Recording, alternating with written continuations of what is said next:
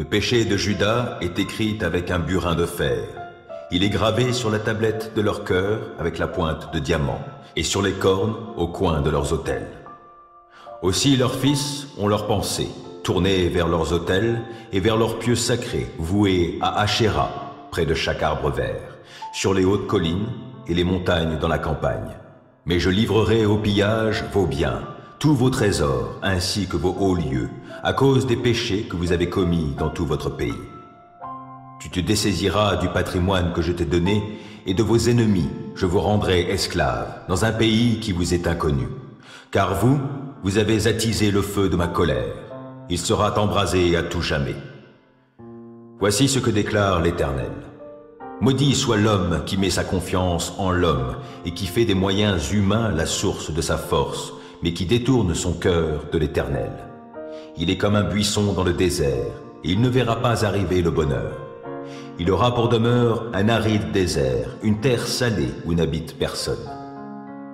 Béni soit l'homme qui met sa confiance en l'Éternel et qui fonde sur l'Éternel toute son assurance. Il sera comme un arbre planté près d'un cours d'eau qui étend ses racines vers le ruisseau. Il ne redoute rien lorsque vient la chaleur. Ses feuilles restent vertes, il ne s'inquiète pas pendant l'année de sécheresse et il ne cesse pas de produire du fruit. Le cœur est tortueux plus que toute autre chose et il est incurable. Qui pourrait le connaître? Moi, l'Éternel, moi, je sonde les cœurs, je scrute le tréfonds de l'être pour donner à chacun ce qui lui auront valu sa conduite et les effets de ses agissements. Semblable à la perdrix qui a couvé des œufs qu'elle n'a pas pondus est l'homme qui amasse des richesses acquises injustement. Au milieu de sa vie, sa fortune le quitte et il montre finalement qu'il est un insensé. Il est un trône glorieux, élevé dès les origines. C'est là qu'est notre sanctuaire. Ô Éternel, toi l'espoir d'Israël, tous ceux qui t'abandonnent seront couverts de honte. Oui, ceux qui se détournent de moi vont à leur perte, parce qu'ils ont abandonné la source des eaux vives qu'est l'Éternel. Guéris-moi, Éternel, et je serai guéri. Oui, sauve-moi, et je serai sauvé. Car c'est toi que je loue. Les voilà qui me disent, où sont donc les menaces que l'Éternel a proférées? Qu'elles se réalisent. Pourtant, je n'ai pas refusé de marcher à ta suite en étant un berger. Je n'ai pas souhaité que vienne le jour des douleurs. Toi, tu es au courant de ce qu'a dit ma bouche. C'est devant toi que j'ai parlé. Ne deviens pas pour moi un sujet de frayeur. Tu es mon seul refuge dans le temps du malheur. Que mes persécuteurs soient dans la confusion et que je ne sois pas confus. Qu'ils soient saisis de peur et que je n'ai pas peur. Fais arriver sur eux le jour de la détresse et brise-les par un double désastre. L'Éternel me parla en ces termes. Va te poster à la porte du peuple, par où entrent et sortent les rois de Juda. Et fais de même à toutes les autres portes de la cité de Jérusalem. Là tu proclameras. Écoutez ce que déclare l'Éternel, roi de Juda, et vous, tous les Judéens, et vous, tous les habitants de Jérusalem, vous qui passez par ces portes. Voici ce que déclare l'Éternel. Gardez-vous de porter des fardeaux le jour du sabbat, et ne leur faites pas passer les portes de Jérusalem. Ne faites pas non plus sortir de fardeaux de vos maisons au jour du sabbat. Abstenez-vous de tout travail, et faites de ce jour du sabbat un jour saint, comme je l'ai ordonné à vos ancêtres. Ils n'ont pas écouté ni prêté attention.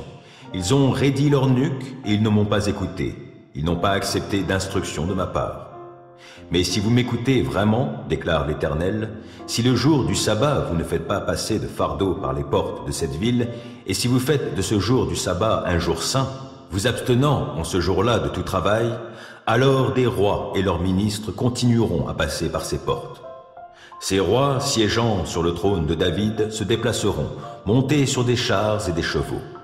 Eux et leurs ministres, ainsi que les Judéens et les habitants de Jérusalem passeront par ces portes, et, pour toujours, la ville restera habitée.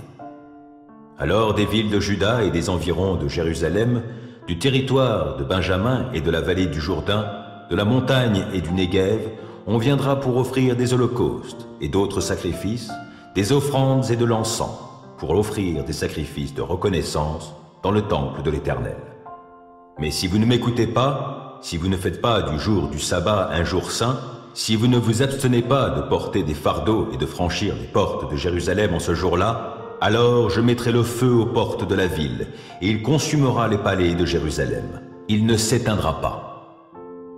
Tenez-vous en silence devant moi, vous, les îles et les régions côtières.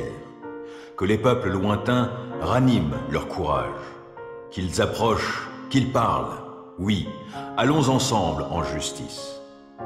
Qui a fait lever de l'Orient celui que la justice entraîne sur ses pas? Qui lui a livré les nations et qui a abaissé des rois? Son épée pulvérise les peuples devant lui, et son arc les disperse comme un fétu de paille emporté par le vent. Il les poursuit et va plus loin, indemne, par un chemin que son pied n'avait pas foulé auparavant. Qui accomplit cela? Qui le fait arriver? Qui appelle à la vie les générations d'hommes dès le commencement? Moi, l'Éternel, moi qui suis le premier, et qui suis avec les derniers, oui, c'est bien moi. Les habitants des îles et des régions côtières ont vu ce que j'ai fait, et sont saisis de crainte. Ceux qui ont pour demeure les confins de la terre se sont mis à trembler. Ils approchent, ils viennent, ils cèdent mutuellement, chacun dit à son frère, « Courage !» L'artisan encourage le fondeur, le polisseur soutient celui qui bat l'enclume. Il dit de la soudure, « Voilà du bon travail !» Et il fixe l'idole avec des clous afin qu'elle ne bouge pas. Quant à toi, Israël, mon serviteur, Jacob, que j'ai choisi, et descendance d'Abraham, qui était mon ami, toi que je suis allé chercher aux confins de la terre et que j'ai appelé de ses extrémités, toi à qui j'avais dit, « Tu es mon serviteur, je t'ai choisi et non pas rejeté. Ne sois pas effrayé, car je suis avec toi. Ne sois pas angoissé, car moi, je suis ton Dieu. Je t'affermis, je viens à ton secours, pour sûr, je te soutiens de mon bras droit qui fait justice. Tous ceux qui sont irrités contre toi sombreront dans la honte et dans le déshonneur. Tes adversaires seront réduits à rien, ils périront. Tu auras beau chercher, tu ne trouveras plus ceux qui te querellaient. Ils seront tous anéantis, réduits à rien, ceux qui t'ont fait la guerre. Car c'est moi, l'Éternel, qui suis ton Dieu. Je saisis ta main droite, je te dis, sois sans crainte, je suis là pour t'aider. Sois donc sans crainte, vermisseau de Jacob, ô petit Israël, car je viens à ton aide. L'Éternel le déclare. Celui qui te délivre, c'est le Saint d'Israël. Voici, je fais de toi un traîneau de battage tout neuf. Armé de pointes, tu battras les montagnes, tu les broieras, tu rendras les collines semblables à la paille. Oui, tu les vanneras, et le vent les emportera, l'ouragan les dispersera. Mais toi, tu placeras ta joie en l'Éternel, et ta fierté dans le Saint d'Israël. Les opprimés, les pauvres, cherchent de l'eau sans en trouver, et la soif dessèche leur langue. Moi, l'Éternel, je les exaucerai. Moi, le Dieu d'Israël, je ne les délaisserai pas. Je ferai sourdre des rivières du sommet des montagnes, et je ferai jaillir des sources au milieu des vallées. Je transformerai le désert en étang rempli d'eau, et le pays aride en sources jaillissantes. Je planterai dans le désert le cèdre et l'acacia, le myrte et l'olivier. Je ferai croître dans la steppe le cyprès, le pin et le buis, pour que tous voient et reconnaissent, et qu'ils observent, qu'ils comprennent, que c'est la main de l'Éternel qui a fait tout cela, que le Saint d'Israël en est le Créateur. Vous, Dieu des autres peuples, présentez votre cause, dit l'Éternel, et exposez vos arguments, dit le roi de Jacob. Qu'il les expose donc, qu'il nous annonce ce qui doit arriver. Déclarez-nous quels sont les faits passés que vous avez prédits, pour que nous les examinions et que nous constations leur accomplissement. Ou faites-nous entendre ce qui doit arriver. Annoncez-nous les événements à venir, et nous saurons que vous êtes des dieux. Oui, faites quelque chose, que ce soit bien ou mal, afin qu'en le voyant, la crainte nous remplisse. Mais vous, vous êtes moins que rien, et toutes vos actions sont moins que du néant. Celui qui vous choisit commet une abomination. Du nord, je fais surgir un homme. Il va venir, oui, du soleil levant. Il est appelé par son nom. Il piétine les gouverneurs, comme s'ils étaient de la boue, comme un potier foule l'argile. Qui a prédit cela dès le commencement pour que nous le sachions? Qui donc l'a annoncé bien longtemps à l'avance afin que nous disions « c'est juste » Non, personne ne l'a prédit. Personne n'a rien annoncé et personne n'a entendu des paroles venant de vous. Mais moi, j'ai été le premier qui ai dit à Sion « Les voici, les voici! J'ai donné à Jérusalem un messager porteur de la bonne nouvelle. Alors que, parmi ces dieux-là, j'ai eu beau regarder, je n'ai trouvé personne, pas un seul conseiller, personne pour répondre si je les interroge. Eux tous, ils ne sont rien, leurs œuvres sont néant et leur statut de fonte, du vent, du vide. Faut-il se vanter? Cela n'est pas convenable. J'en viendrai cependant à des visions et à des révélations du Seigneur. Je connais un homme qui appartient à Christ et qui, il y a 14 ans, a été enlevé jusqu'au 3e ciel. Était-ce dans son corps? Je ne sais. Ou sans son corps? Je ne sais, mais Dieu le sait. Je sais seulement que cet homme, dans son corps ou hors de son corps, je ne sais, Dieu le sait, a été enlevé au paradis et qu'il a entendu des paroles qu'on ne peut pas répéter parce qu'il n'est pas permis à un homme de les dire. Au sujet d'un tel homme, je me vanterai, mais au sujet de moi-même, je ne me vanterai que de mes faiblesses. Et pourtant, si je voulais me vanter, je ne serais pas un insensé, car je ne dirais que la vérité. Mais je m'en abstiens, car je désire éviter que l'on se fasse de moi une idée supérieure à ce qu'on peut déduire de mes actes et de mes paroles. D'ailleurs, parce que ces révélations étaient extraordinaires pour me garder de l'orgueil, Dieu m'a imposé une épreuve qui, telle une écharde, tourmente mon corps. Elle me vient de Satan qui a été chargé de me frapper pour que je ne sois pas rempli d'orgueil. Au sujet de cette épreuve, j'ai prié par 3 fois le Seigneur de l'éloigner de moi, mais il m'a répondu « Ma grâce te suffit, c'est dans la faiblesse que ma puissance se manifeste pleinement. C'est pourquoi je me vanterai plutôt de mes faiblesses afin que la puissance de Christ repose sur moi. Je trouve ainsi ma joie dans la faiblesse, les insultes, la détresse, les persécutions et les angoisses que j'endure pour Christ. Car c'est lorsque je suis faible que je suis réellement fort. Voilà que je parle en insensé, mais vous m'y avez forcé.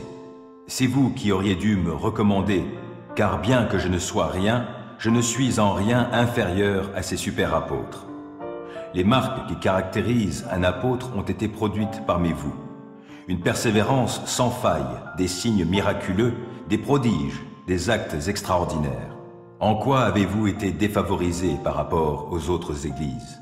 Tout au plus par le fait que je ne vous ai pas été à charge. Pardonnez-moi cette injustice. Me voici prêt à me rendre chez vous pour la 3e fois. Et à nouveau, je ne vous serai pas à charge, car ce ne sont pas vos biens que je recherche, c'est vous-même. En effet, ce n'est pas aux enfants d'épargner pour leurs parents. Ce sont les parents qui doivent le faire pour leurs enfants. Pour moi, c'est très volontiers que je ferai des dépenses et que je me dépenserai moi-même tout entier pour vous. Si je vous aime davantage, devrais-je être moins aimé de vous? Soit, diront certains. Je ne vous ai pas été à charge, mais en malin que je suis, je vous ai pris par ruse. Vous ai-je exploité par l'intermédiaire de l'un ou l'autre de mes envoyés? J'ai demandé à Tite d'aller chez vous, et j'ai envoyé avec lui le frère dont j'ai parlé. Tite vous a-t-il exploité? N'avons-nous pas marché tous deux dans le même esprit? N'avons-nous pas suivi les mêmes traces? Vous croyez depuis longtemps que nous cherchons à nous justifier à vos yeux. Non, c'est devant Dieu que nous parlons en accord avec Christ. Et tout cela, mes chers amis, ne vise qu'à une seule chose, votre croissance dans la foi. Car, je l'avoue, j'ai peur qu'à mon arrivée, je ne vous trouve pas tel que je voudrais, et que vous, de votre côté, vous me trouviez tout autre que vous le souhaitez. Je crains de découvrir de la discorde, des jalousies, de la colère, des rivalités, des médisances, des commérages, de l'orgueil et des désordres. Oui, j'ai peur qu'à mon arrivée, Dieu me réserve encore des expériences humiliantes parmi vous. Je crains d'avoir à pleurer sur plusieurs qui ont péché auparavant et ne se sont pas détournés de leurs pratiques dégradantes, de la débauche et de l'inconduite dans lesquelles ils ont vécu. Quand Jésus eut achevé de donner ses instructions à ses 12 disciples, il partit de là pour enseigner et prêcher dans les villes de la région. Du fond de sa prison, Jean apprit tout ce que Christ faisait. Il envoya auprès de lui 2 de ses disciples. Ils lui demandèrent « Es-tu celui qui devait venir, ou bien devons-nous en attendre un autre ?» Et Jésus leur répondit « Retournez auprès de Jean et racontez-lui ce que vous entendez et ce que vous voyez. Les aveugles voient, les paralysés marchent normalement, les lépreux sont purifiés, les sourds entendent, les morts ressuscitent. La bonne nouvelle est annoncée aux pauvres. Heureux celui qui ne perdra pas la foi à cause de moi. Comme les envoyés s'en allaient, Jésus saisit cette occasion pour parler de Jean à la foule. « Qu'êtes-vous allés voir au désert ?» leur demanda-t-il. « Un roseau agité çà et là par le vent ?»« Oui, qui donc êtes-vous allés voir? Un homme habillé avec élégance ?» Généralement, ceux qui sont élégamment vêtus vivent dans les palais royaux.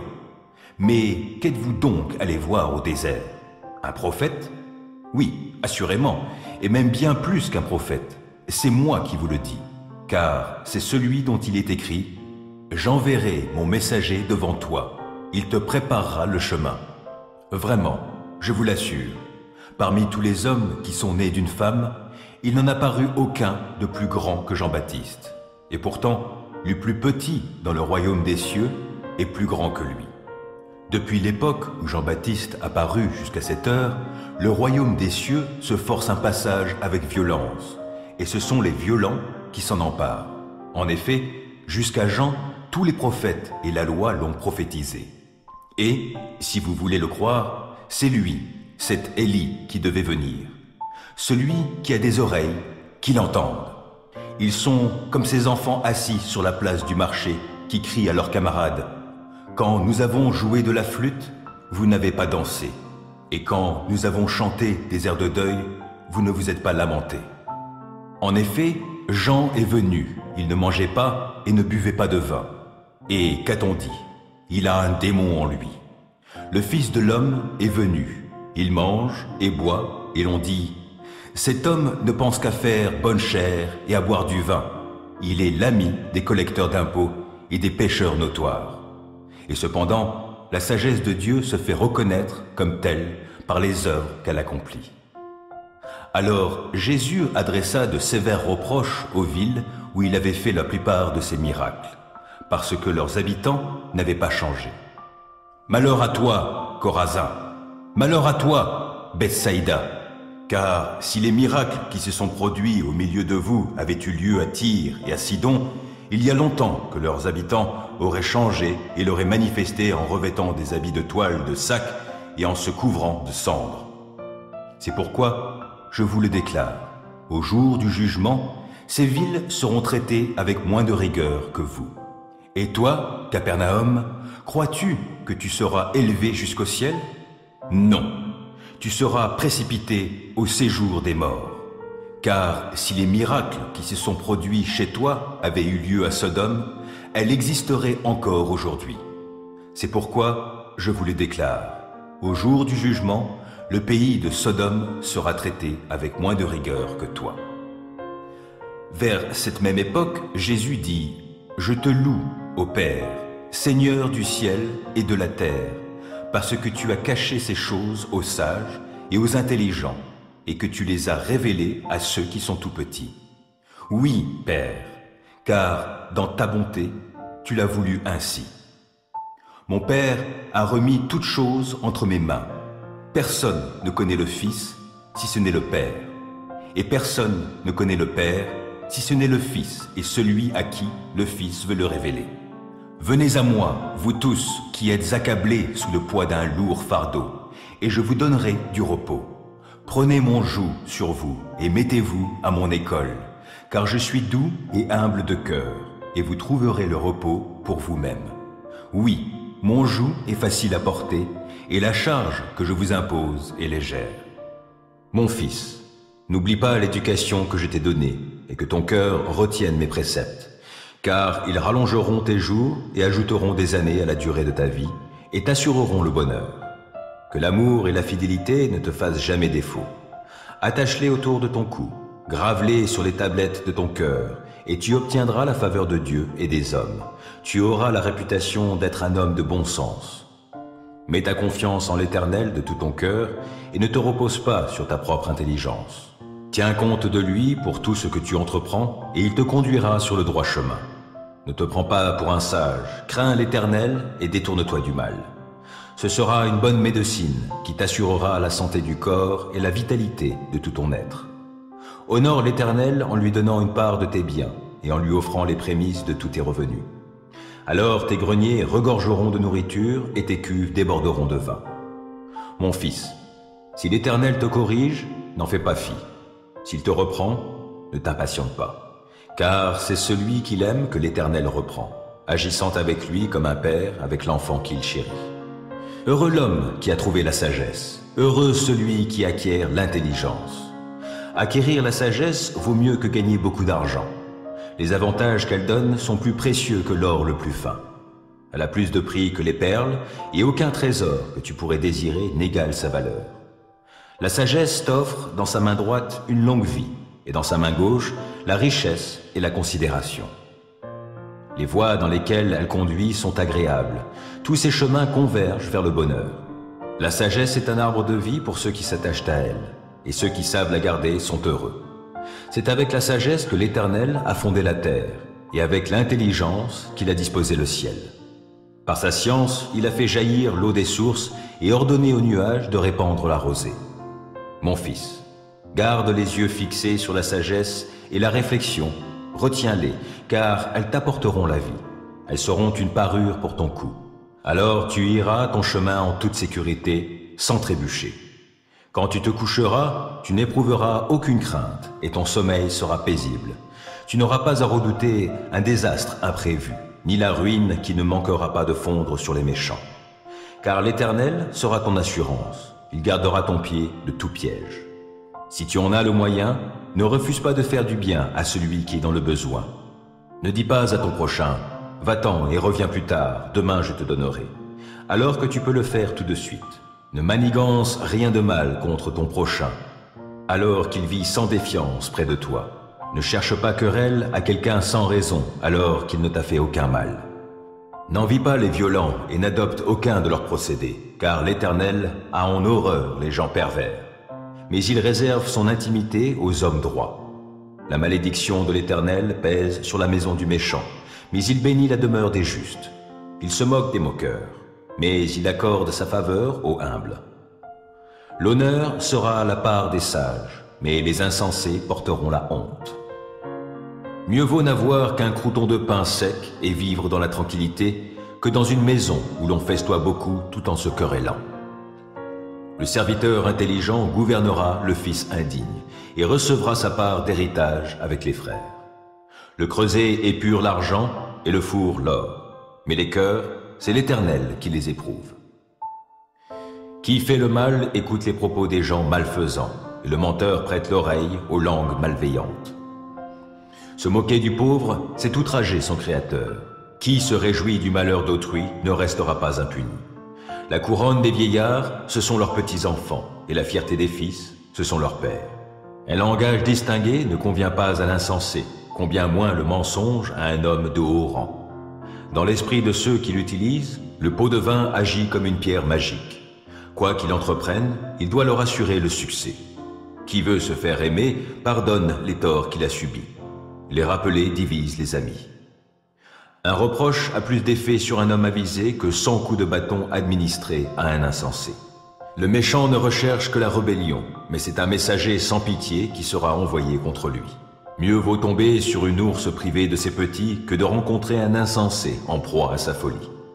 Si quelqu'un rend le mal pour le bien, le malheur ne quittera plus sa demeure. Commencer une querelle, c'est ouvrir une brèche dans une digue. C'est pourquoi, abandonne la partie avant qu'éclate la dispute. Qui acquitte le coupable, qui condamne le juste, sont tous deux en horreur à l'Éternel. À quoi sert l'argent dans les mains d'un insensé? Peut-il acheter la sagesse quand il n'a pas de bon sens? Un ami aime en tout temps, et le frère est né pour le jour où l'on se trouve dans l'adversité. Seul un homme dépourvu d'intelligence s'engage et se porte garant des dettes d'autrui. Aimer les querelles, c'est aimer le péché. Qui fait l'important cherche sa ruine. L'homme au cœur tortueux ne trouvera pas le bonheur. Qui manie une langue perfide tombera dans le malheur. Qui donne naissance à un fils insensé en aura du chagrin, et le père d'un sot n'aura pas de quoi se réjouir. Un cœur joyeux est un excellent remède, mais l'esprit déprimé mine la santé. L'homme corrompu accepte des cadeaux sous le manteau pour fausser le cours de la justice. L'homme avisé a les yeux fixés sur la sagesse, mais les regards de l'insensé se portent au bout du monde. Un fils insensé fait le chagrin de son père et rend la vie amère à celle qui l'a enfanté. Il n'est pas bon de faire payer au juste une amende, ni de frapper de nobles dirigeants à l'encontre du droit. L'homme qui a de bonnes connaissances limite ses paroles, qui garde son sang-froid est intelligent. Le sot lui-même passe pour sage s'il sait se taire. Qui tient sa bouche close est intelligent. Loué soit l'Éternel, oui, qu'il est bon de célébrer notre Dieu en musique et qu'il est agréable et bienvenu de le louer. L'Éternel rebâtit Jérusalem, il y rassemblera les déportés du peuple d'Israël. Ceux qui sont abattus, il les guérit, il panse leurs blessures. C'est lui qui détermine le nombre des étoiles et, à chacune d'elles, il donne un nom. Notre Seigneur est grand, son pouvoir est immense, son savoir-faire est sans limite. L'Éternel soutient les petits, mais il renverse les méchants et les abaisse jusqu'à terre. Chantez pour l'Éternel d'un cœur reconnaissant. Célébrez notre Dieu en jouant de la lyre. Il couvre les cieux de nuages, prépare la pluie pour la terre, fait germer l'herbe sur les monts. Il donne leur pâture aux animaux, aux petits du corbeau que la faim fait crier. La vigueur du cheval n'est pas ce qui compte à ses yeux, ni la force de l'homme ce qui l'agrée. Mais l'Éternel agrée ceux qui le craignent et ceux qui comptent sur son amour. Ô toi, Jérusalem, célèbre l'Éternel. Loue ton Dieu, ô Sion. Car il a renforcé les verrous de tes portes, il a béni tes fils chez toi, il fait régner la paix sur tout ton territoire, et il te rassasie de la fleur du froment. À la terre, il envoie ses ordres, et promptement court sa parole. Il fait tomber la neige, on dirait de la laine, et il répand le givre, on dirait de la cendre. Il lance sa glace en grêlon. Qui peut supporter sa froidure? Dès qu'il en donne l'ordre, c'est le dégel. S'il fait souffler son vent, voici, les eaux ruissellent. C'est lui qui communique sa parole à Jacob et ses commandements, ses lois à Israël. Il n'a agi ainsi pour aucun autre peuple, aussi ses lois leur restent inconnues. Loué soit l'Éternel. Marie était cette femme qui, après avoir répandu une huile parfumée sur les pieds du Seigneur, les lui avait essuyés avec ses cheveux. Lazare, son frère, tomba malade. Les deux sœurs envoyèrent donc quelqu'un à Jésus pour lui faire dire « Seigneur, ton ami est malade. » Quand Jésus apprit la nouvelle, il dit « Cette maladie n'aboutira pas à la mort, elle servira à glorifier Dieu. Elle sera une occasion pour faire apparaître la gloire du Fils de Dieu. » Or Jésus était très attaché à Marthe, à sa sœur et à Lazare. Après avoir appris qu'il était malade, il resta encore 2 jours à l'endroit où il se trouvait. Puis il dit à ses disciples, « Retournons en Judée. »« Maître, lui dirent-ils, il n'y a pas si longtemps, ceux de la Judée voulaient te lapider, et maintenant tu veux retourner là-bas ? N'y a-t-il pas 12 heures dans une journée, répondit Jésus. Si l'on marche pendant qu'il fait jour, on ne bute pas contre les obstacles, parce qu'on voit clair. Mais si l'on marche de nuit, on trébuche parce qu'il n'y a pas de lumière. » Après avoir dit cela, il ajouta, « Notre ami Lazare s'est endormi, je vais aller le réveiller. » Sur quoi les disciples lui dirent, « Seigneur, s'il dort, il est en voie de guérison. » En fait, Jésus voulait dire que Lazare était mort, mais les disciples avaient compris qu'il parlait du sommeil ordinaire. Alors il leur dit clairement, « Lazare est mort, et je suis heureux, à cause de vous, de n'avoir pas été là-bas à ce moment-là, car cela contribuera à votre foi. Mais maintenant, allons auprès de lui. » Thomas, surnommé le jumeau, dit alors aux autres disciples, « Allons-y nous aussi, pour mourir avec lui. » À son arrivée, Jésus apprit qu'on avait enseveli Lazare depuis 4 jours déjà. Béthanie était à moins de 3 kilomètres de Jérusalem. Aussi beaucoup de gens étaient-ils venus chez Marthe et Marie pour leur présenter leurs condoléances à l'occasion de la mort de leur frère. Quand Marthe apprit que Jésus approchait du village, elle alla à sa rencontre. Marie, elle, resta à la maison. Marthe dit à Jésus, « Seigneur, si tu avais été ici, mon frère ne serait pas mort. Mais je sais que maintenant encore, tout ce que tu demanderas à Dieu, il te l'accordera. » « Ton frère ressuscitera, lui dit Jésus. Je sais bien, répondit Marthe, qu'il reviendra à la vie au dernier jour, lors de la résurrection. Moi, je suis la résurrection et la vie, lui dit Jésus. Celui qui place toute sa confiance en moi vivra, même s'il meurt. Et quiconque vit et croit en moi ne mourra jamais. Crois-tu cela? Oui, Seigneur, lui répondit-elle. Je crois que tu es le Messie, le Fils de Dieu, celui qui devait venir dans le monde. Là-dessus, elle partit appeler sa sœur Marie, et l'ayant prise à part, elle lui dit, « Le Maître est là, et il te demande. » À cette nouvelle, Marie se leva précipitamment et courut vers Jésus. Il n'était pas encore entré dans le village. Il était resté à l'endroit où Marthe l'avait rencontré. Ceux qui se trouvaient dans la maison avec Marie pour la consoler, la virent se lever brusquement et sortir. Ils la suivirent, pensant qu'elle allait au tombeau pour y pleurer. Marie parvint à l'endroit où était Jésus. Dès qu'elle le vit, elle se jeta à ses pieds et lui dit, « Seigneur, si tu avais été ici, mon frère ne serait pas mort. » En la voyant pleurer, elle et ceux qui l'accompagnaient, Jésus fut profondément indigné et ému. « Où l'avez-vous enterré ?» demanda-t-il. « Viens, Seigneur, lui répondirent-ils, tu verras. » Jésus pleura. Alors tous dirent, « Voyez comme il l'aimait. » Quelques-uns remarquaient, « Il a bien rendu la vue à l'aveugle. N'aurait-il pas pu empêcher que Lazare meure ?» Une fois de plus, Jésus fut profondément bouleversé. Il arriva au tombeau. C'était une grotte dont l'entrée était fermée par une pierre.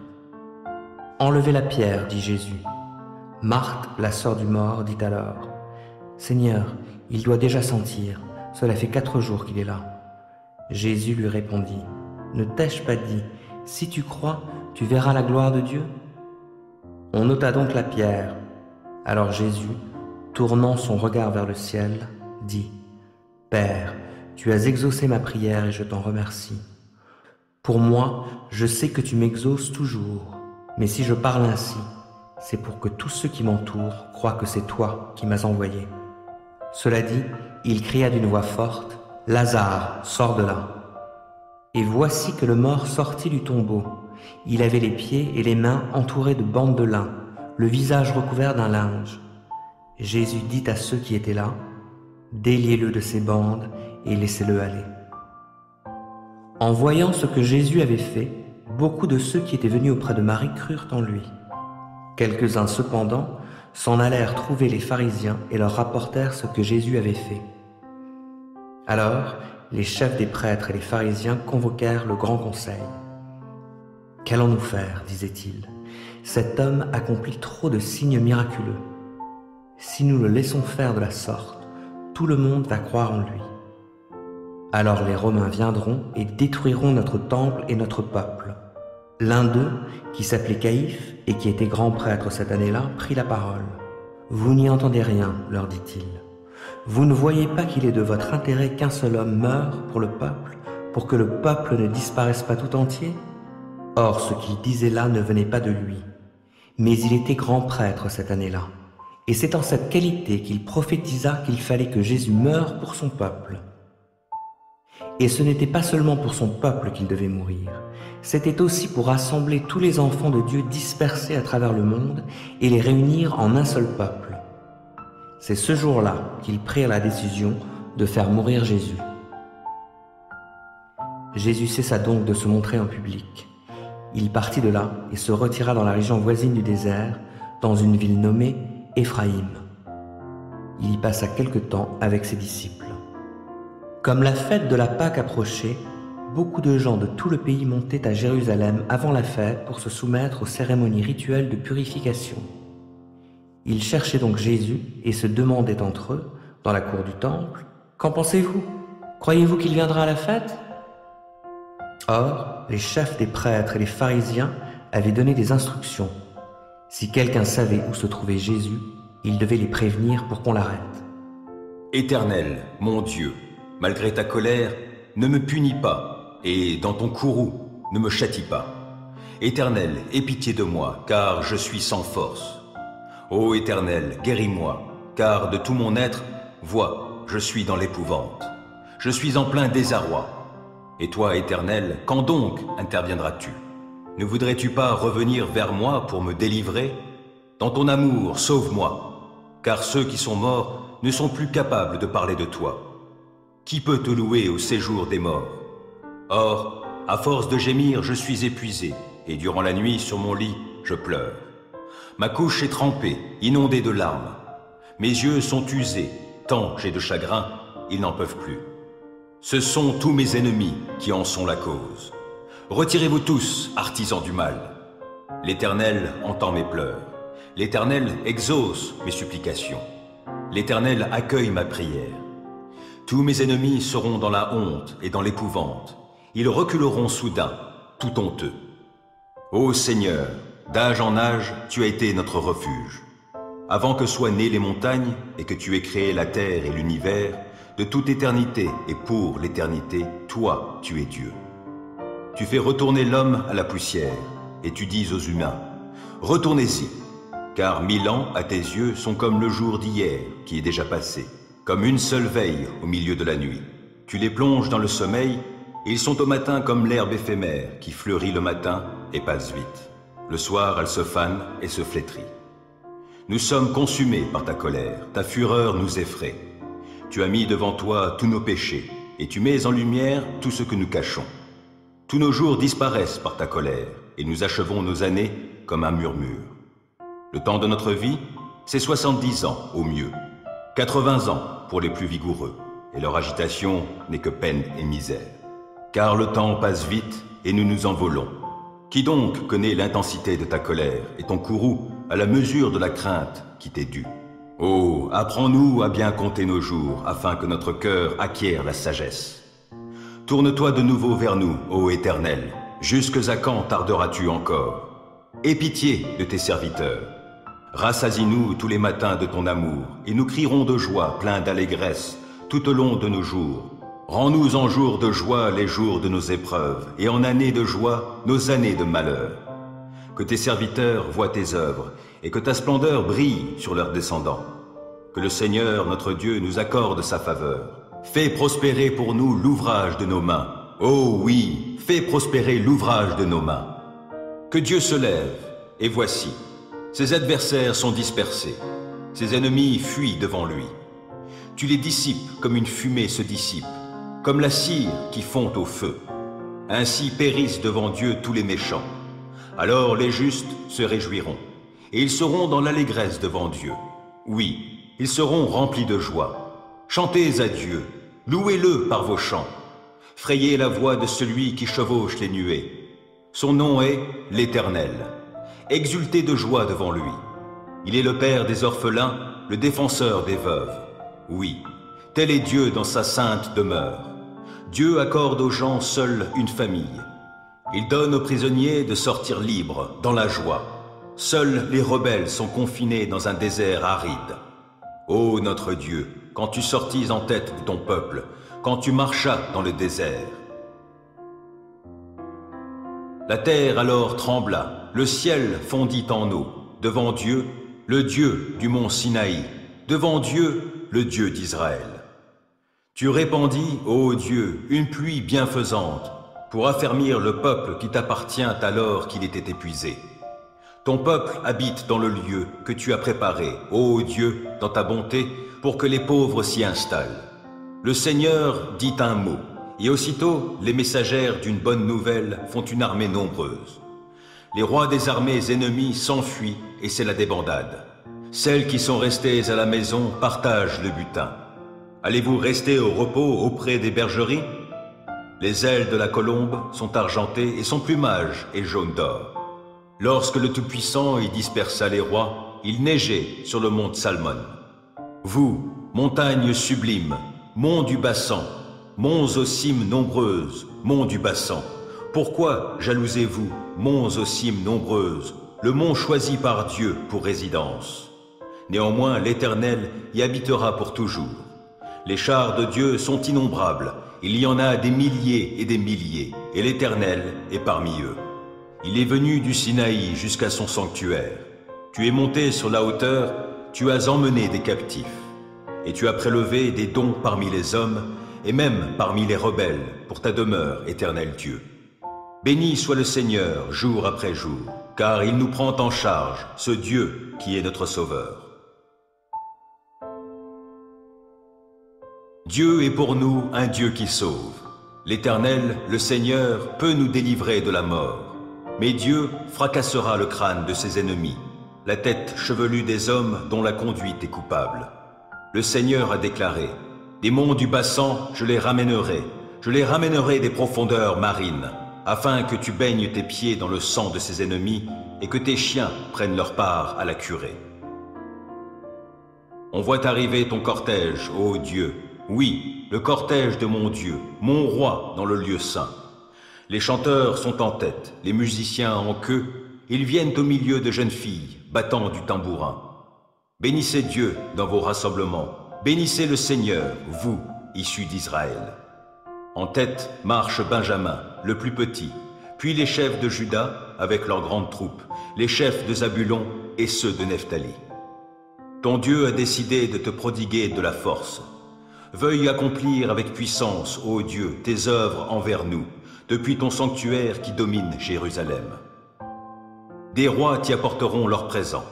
Menace-le, le crocodile qui se tapit parmi les joncs, de même que le troupeau des taureaux avec les veaux des peuples, et qu'ils viennent se prosterner en offrant leurs lingots d'argent. Disperse-les, ces peuples aimant la guerre. De nobles messagers arrivent de l'Égypte, les Éthiopiens accourent, les mains tendues vers Dieu. Royaume de la terre, chantez à Dieu, louez le Seigneur par vos chants. Oui, chantez-en l'honneur de celui qui chevauche dans les cieux antiques, et qui fait résonner sa voix, une voix éclatante. Proclamez de Dieu la puissance. Il est majestueux au-dessus d'Israël, et sa puissance éclate dans les nuées. Que tu es redoutable, ô Dieu, depuis ton sanctuaire. Lui, il est le Dieu d'Israël, et il donne à son peuple force et puissance. Béni soit Dieu. Le Dieu suprême, l'Éternel a parlé, et il a convoqué la terre du levant du soleil à son couchant. De Sion, parfaite en beauté, Dieu resplendit. Qu'il vienne notre Dieu, qu'il ne garde pas le silence. Devant lui, un feu dévorant, autour de lui, c'est l'ouragan. Le ciel en haut, il le convoque, et il convoque aussi la terre, il vient juger son peuple. Rassemblez mes fidèles, ceux qui ont conclu avec moi l'alliance par le sacrifice. Le ciel publiera sa justice, c'est Dieu qui est le juge. Mon peuple, écoute, je te parle, Israël, je témoigne contre toi, moi qui suis Dieu, ton Dieu. Ce n'est pas pour tes sacrifices que je t'adresse des reproches. J'ai constamment tes holocaustes sous les yeux. Je ne prendrai ni des taureaux dans ton étable, ni des boucs dans tes fermes, car tous les animaux des forêts sont à moi les bêtes par milliers dans les montagnes. Je connais tous les oiseaux des montagnes, et tous les animaux des champs me sont à portée de la main. Si j'avais faim, te le dirais-je? L'univers est à moi, et tout ce qu'il renferme. Vais-je manger la viande des taureaux, ou m'abreuver du sang des boucs? En sacrifice à Dieu, offre donc ta reconnaissance. Accomplis envers le Très-Haut les vœux que tu as faits. Alors tu pourras m'appeler au jour de la détresse. Je te délivrerai et tu me rendras gloire. Aux méchants aussi, Dieu s'adresse. Pourquoi rabâches-tu mes lois? Tu as mon alliance à la bouche, mais tu détestes l'instruction et tu rejettes mes paroles au loin, derrière toi. À peine as-tu vu un voleur, tu deviens son complice, et puis tu fais cause commune avec les adultères. Ta bouche forge la malice, ta langue tisse le mensonge. Lorsque tu t'assieds avec d'autres, tu calomnies ton frère et tu jettes le déshonneur sur le fils de ta mère. Lorsque tu agissais ainsi et que je n'ai rien dit, as-tu vraiment imaginé que je te ressemblais? Aussi je vais te corriger, tout mettre sous tes yeux. Comprenez donc cela, vous qui ignorez Dieu. Sinon, je vous déchirerai et nul ne vous délivrera. Qui, en guise de sacrifice, m'offre de la reconnaissance, celui-là me rend gloire. Et à celui qui règle son chemin, je ferai voir le salut que Dieu donne. Éternel, dans ta colère, ne me punis pas, et, dans ton indignation, ne me châtie pas. Vois, tes flèches m'ont atteint, ta main m'a frappé. En mon corps, plus rien n'est intact sous l'effet de ta colère. Dans mes membres, rien n'est sain, mon péché en est la cause. Je suis submergé par mes fautes. elles sont un poids bien trop lourd pour moi. Mes plaies infectées suppurent, ma folie en est la cause. Triste, accablé, abattu, je me traîne tout le jour, je sens un feu dans mes reins. Plus rien n'est intact en moi. Je suis à bout, écrasé, j'ai le cœur en désarroi, je ne cesse de gémir. Éternel, tous mes désirs, je te les ai présentés, et tous mes soupirs sont connus de toi. Mon cœur bat violemment et mes forces m'abandonnent. Mes yeux ont perdu toute leur lumière. Ma plaie écarte de moi mes amis, mes compagnons, ceux qui me sont les plus proches restent loin de moi. Ceux qui veulent me tuer m'ont tendu des pièges. Ceux qui cherchent mon malheur parlent pour me nuire. Ils murmurent des mensonges à longueur de jour. Pourtant, moi je fais le sourd pour ne pas entendre. Je reste la bouche close comme si j'étais muet. Je suis comme un homme qui ne peut entendre et ne répond pas. Car c'est sur toi, Éternel, que je compte. Tu me répondras, ô Seigneur mon Dieu. J'avais demandé qu'il ne puisse pas rire de mon sort, s'exalter à mes dépens lorsque je chancelle. Me voici près de tomber, ma douleur est toujours là. Oui, je reconnais ma faute, mon péché m'angoisse, alors que mes ennemis sont pleins de vie, pleins de force, et qu'ils sont nombreux à me haïr sans raison. Ceux qui me rendent le mal pour le bien que j'accomplis me font le reproche de vouloir chercher le bien. Éternel, ne me laisse pas, ô mon Dieu, ne te tiens pas loin de moi. Viens en hâte à mon secours, toi mon Seigneur, mon Sauveur. Je m'étais dit, je vais me surveiller pour ne pas pécher en parole. Je serai comme bâillonné aussi longtemps que des méchants se tiendront devant moi. Je me suis renfermé dans un complet silence, sans prononcer une parole, tenu à l'écart du bonheur. Ma douleur s'est exaspérée, mon cœur brûlait dans ma poitrine, mes pensées s'embrasaient en moi, alors j'ai fini par parler. Ô Éternel, fais-moi savoir quand finira ma vie. Quel est le nombre de mes jours, afin que je sache à quel point ma vie est éphémère. Voici, mes jours sont limités, car tu leur as donné la largeur d'une main. Oui, devant toi, la durée de ma vie n'est vraiment presque rien. Même s'il est debout, tout homme n'est qu'un souffle. Il va, il vient, ce n'est qu'une ombre. Son agitation, c'est du vent. Et les biens qu'il amasse, sait-il qui les recueillera? Dès lors, Seigneur, que puis-je attendre? Mon espérance est tout en toi. De tous mes péchés, sauve-moi. Ne permets pas aux insensés de m'exposer au déshonneur. Voici, je veux rester muet, ne plus ouvrir la bouche, car c'est toi qui agis. Détourne donc de moi tes coups, car je succombe sous les attaques de ta main. Pour corriger les hommes, tu les punis de leurs péchés, et tu détruis comme une teigne ce qu'ils ont de plus cher. Tout homme n'est qu'un souffle. Ô Éternel, écoute ma prière et sois attentif à mon cri. Ne reste pas sourd à mes pleurs, car je ne suis chez toi qu'un étranger, qu'un hôte temporaire, tout comme mes ancêtres. Détourne de moi ton regard pour que je puisse respirer, avant que je m'en aille et que je ne sois plus. Quand Jésus descendit de la montagne, une foule nombreuse le suivit. Et voici qu'un lépreux s'approcha et se prosterna devant lui en disant « Seigneur, si tu le veux, tu peux me rendre pur. » Jésus tendit la main et le toucha en disant « Je le veux, sois pur. » Aussitôt, il fut purifié de sa lèpre. « Attention, lui dit Jésus, ne le dis à personne, mais va te faire examiner par le prêtre et apporte l'offrande prescrite par Moïse. Cela leur servira de témoignage. » Jésus entrait à Capernaum, quand un officier romain l'aborda. Il le supplia « Seigneur, mon serviteur est couché chez moi. Il est paralysé, il souffre terriblement. »« Je vais chez toi, lui répondit Jésus, et je le guérirai. »« Seigneur, dit alors l'officier, je ne remplis pas les conditions pour te recevoir dans ma maison, mais tu n'as qu'un mot à dire, et mon serviteur sera guéri. Car moi-même, je suis un officier subalterne, mais j'ai des soldats sous mes ordres, et quand je dis à l'un « va », il va. Quand je dis à un autre « viens », il vient. Quand je dis à mon esclave « fais ceci », il le fait. En entendant cela, Jésus fut rempli d'admiration et, s'adressant à ceux qui le suivaient, il dit « Vraiment, je vous l'assure, chez personne en Israël, je n'ai trouvé une telle foi. Je vous le déclare, Beaucoup viendront de l'Orient et de l'Occident et prendront place à table auprès d'Abraham, d'Isaac et de Jacob dans le royaume des cieux. Mais ceux qui devaient hériter du royaume, ceux-là seront jetés dans les ténèbres du dehors. Là, il y aura des pleurs et d'amers regrets. Puis Jésus dit à l'officier, « Rentre chez toi et qu'il te soit fait selon ce que tu as cru. » Et, à l'heure même, son serviteur fut guéri. Jésus se rendit alors à la maison de Pierre. Il trouva la belle-mère de celui-ci alitée avec une forte fièvre. Il lui prit la main et la fièvre la quitta. Alors, elle se leva et se mit à le servir. Le soir venu, on lui amena beaucoup de gens qui étaient sous l'emprise de démons. Par sa parole, il chassa ces esprits mauvais. Il guérit aussi tous les malades. Ainsi s'accomplissait cette parole du prophète Ésaïe. Il s'est chargé de nos infirmités et il a porté nos maladies. Lorsque Jésus se vit entouré d'une foule nombreuse, il donna ordre à ses disciples de passer de l'autre côté du lac.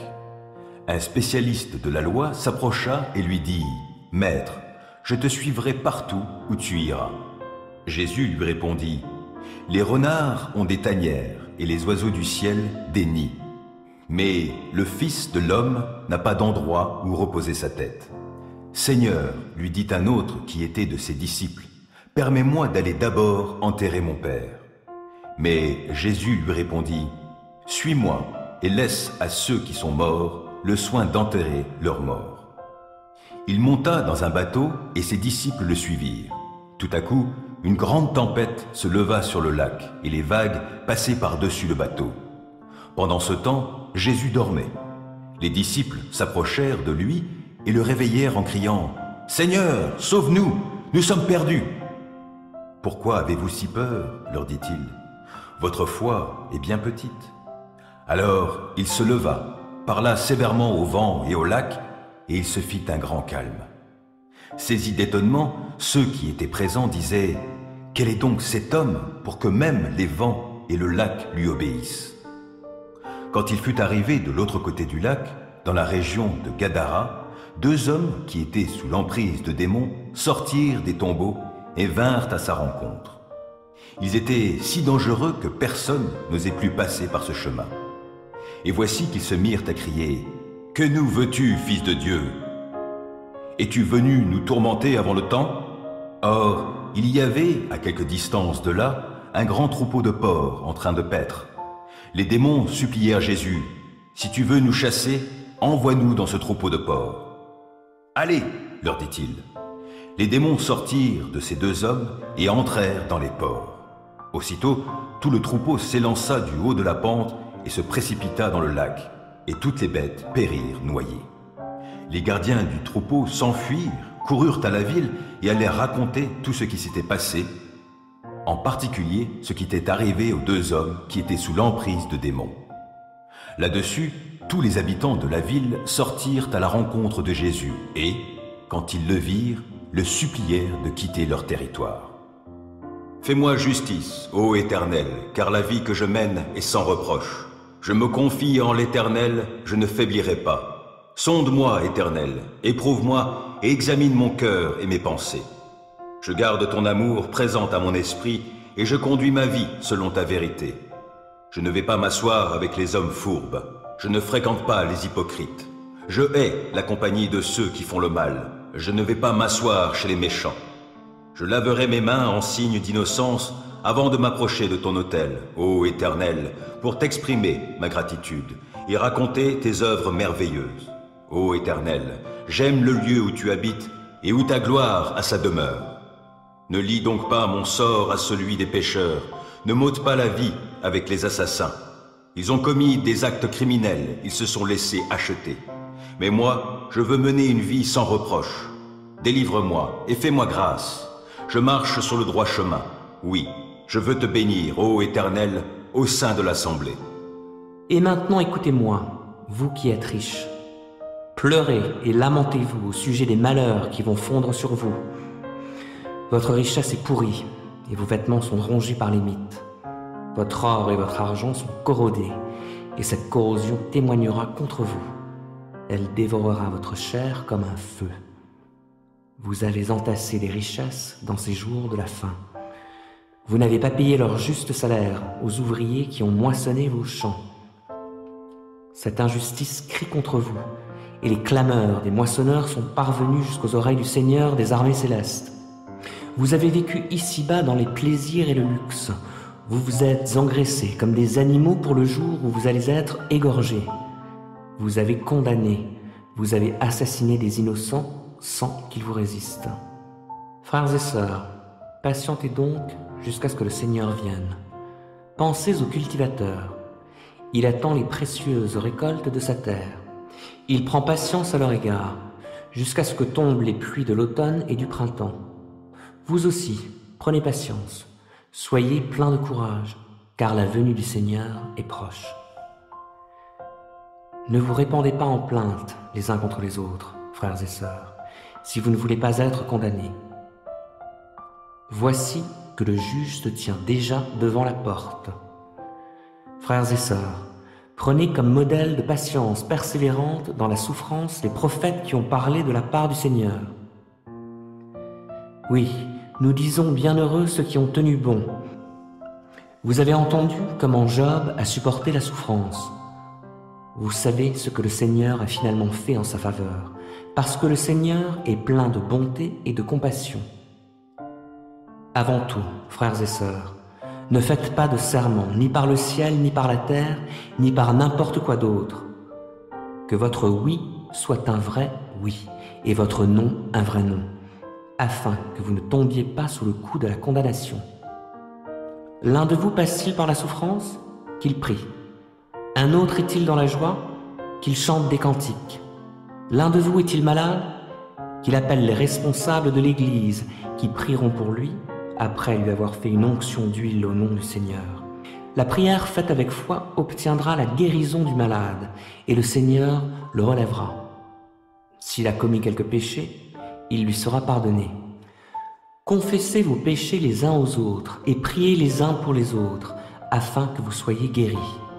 Quand un juste prie, sa prière a une grande efficacité. Élie était un homme tout à fait semblable à nous. Il pria avec insistance pour qu'il ne pleuve pas, et pendant 3 ans et demi, il ne tomba pas de pluie sur le sol. Puis il pria de nouveau, et le ciel redonna la pluie, et la terre produisit ses récoltes.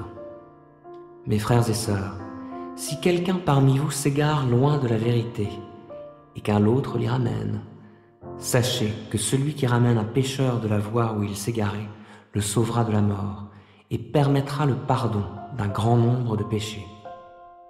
Alors l'Esprit conduisit Jésus dans le désert pour qu'il y soit tenté par le diable. Après avoir jeûné pendant 40 jours et 40 nuits, il eut faim. Le tentateur s'approcha et lui dit : « Si tu es le Fils de Dieu, ordonne que ces pierres se changent en pain. » Jésus répondit : « Il est écrit : l'homme ne vivra pas seulement de pain, mais aussi de toute parole que Dieu prononce. » Alors le diable l'emmena dans la cité sainte, le plaça tout en haut du temple et lui dit : « Si tu es le Fils de Dieu, jette-toi en bas, car il est écrit : il donnera des ordres à ses anges à ton sujet, et ils te porteront sur leurs mains, pour que ton pied ne heurte pas de pierre. » Jésus lui dit : « Il est aussi écrit : tu ne forceras pas la main au Seigneur, ton Dieu. » Le diable l'emmena encore sur une très haute montagne. Là, il lui montra tous les royaumes du monde et leur magnificence. Puis il lui dit : « Tout cela, je te le donnerai si tu te prosternes devant moi pour m'adorer. » Alors Jésus lui dit : « Va-t'en, Satan, car il est écrit : tu adoreras le Seigneur, ton Dieu, et c'est à lui seul que tu rendras un culte. » Là-dessus, le diable le laissa, et voici que des anges vinrent et se mirent à le servir. Quand Jésus apprit que Jean avait été emprisonné, il se retira en Galilée, mais il ne resta pas à Nazareth.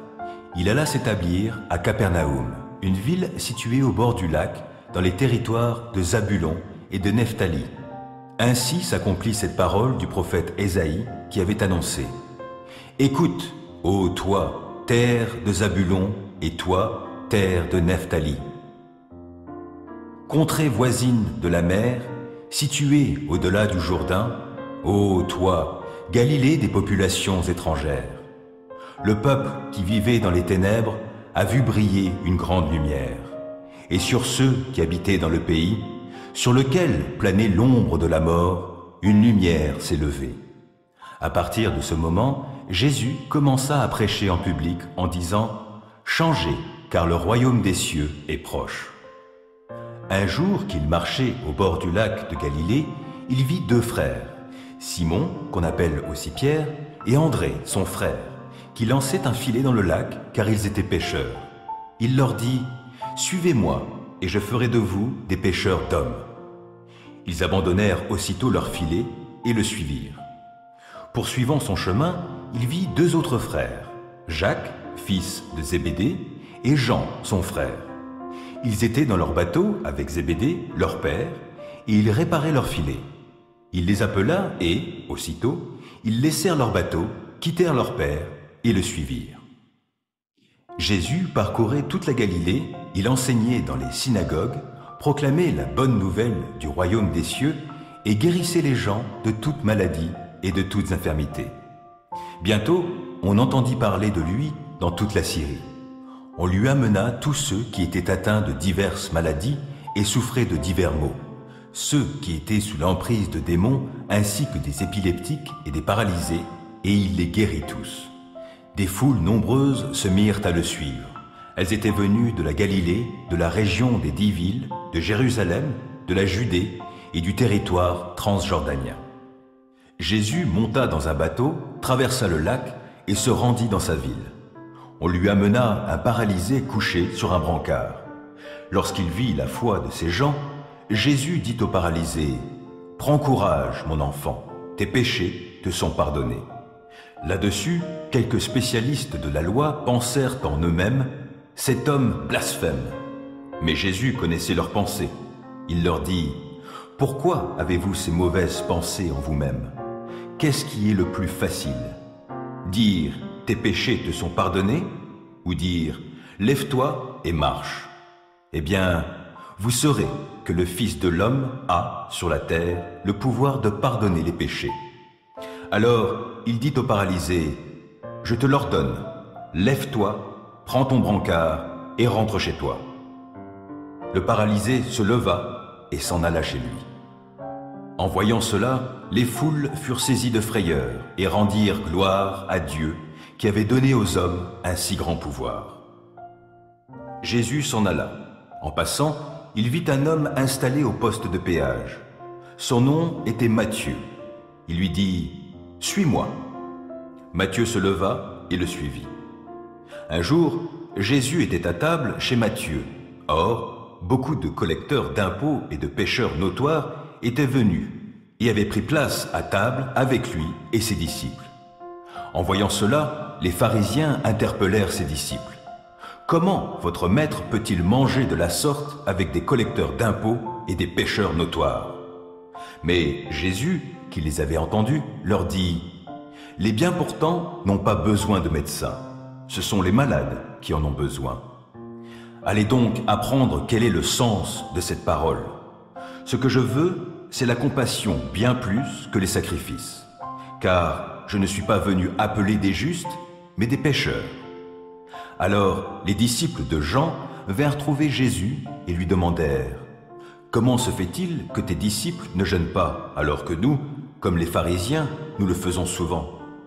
Jésus leur répondit « Comment les invités d'une noce pourraient-ils être tristes tant que le marié est avec eux? Le temps viendra où celui-ci leur sera enlevé. Alors ils jeûneront. Personne ne rapièce un vieux vêtement avec un morceau d'étoffe neuve, car la pièce rapportée arracherait une partie du vieux manteau et la déchirure serait pire qu'avant. De même, on ne verse pas dans de vieilles outres du vin nouveau, sinon celles-ci éclatent, le vin se répand et les outres sont perdues. Non, on met le vin nouveau dans des outres neuves. Ainsi, le vin et les outres se conservent. » Pendant que Jésus leur disait cela, un responsable juif arriva, se prosterna devant lui et lui dit « Ma fille vient de mourir, mais viens lui imposer les mains, et elle revivra. Jésus se leva et le suivit avec ses disciples. À ce moment, une femme qui souffrait d'hémorragie depuis 12 ans s'approcha de lui par derrière et toucha la frange de son vêtement. Elle se disait, « Si seulement j'arrive à toucher son vêtement, je serai guéri. » Jésus se retourna et, quand il l'aperçut, il lui dit, « Prends courage, ma fille, parce que tu as eu foi en moi, tu es guérie. » À l'instant même, la femme fut guérie. Lorsque Jésus arriva à la maison du responsable juif, il vit des joueurs de flûte et toute une foule agitée. Alors il leur dit, « Retirez-vous, la fillette n'est pas morte, elle est seulement endormie. » Mais les gens se moquaient de lui. Lorsqu'il l'eut fait mettre tout le monde dehors, il entra dans la chambre, prit la main de la jeune fille, et elle se leva. La nouvelle de ce qui s'était passé fit le tour de toute la contrée. Lorsque Jésus partit de là, 2 aveugles le suivirent en criant « Fils de David, aie pitié de nous !» Lorsqu'il fut arrivé à la maison, les aveugles s'approchèrent de lui. Il leur dit « Croyez-vous que je peux faire ce que vous me demandez ?»« Oui, Seigneur, lui répondirent-ils. Alors il leur toucha les yeux en disant « Qu'il vous soit fait selon votre foi. » Et aussitôt, leurs yeux s'ouvrirent. Jésus ajouta d'un ton sévère, « Veillez à ce que personne n'apprenne ce qui vous est arrivé. » Mais une fois dehors, ils se mirent à raconter dans toute la région ce que Jésus avait fait. Mais alors que les 2 hommes sortaient, on amena à Jésus un homme muet qui était sous l'emprise d'un démon. Jésus chassa le démon et le muet se mit à parler. La foule était émerveillée et disait « Jamais on n'a rien vu de pareil en Israël. » Mais les pharisiens, eux, déclaraient « C'est par le pouvoir du chef des démons qu'il chasse les démons. » Jésus parcourait toutes les villes et tous les villages pour enseigner dans leurs synagogues. Il proclamait la bonne nouvelle du royaume de Dieu et guérissait toute maladie et toute infirmité. En voyant les foules, il fut pris de pitié pour elles, car ces gens étaient inquiets et abattus, comme des brebis qui n'ont pas de berger. Alors il dit à ses disciples, « La moisson est abondante, mais les ouvriers peu nombreux. Priez donc le Seigneur, à qui appartient la moisson, d'envoyer des ouvriers pour moissonner. »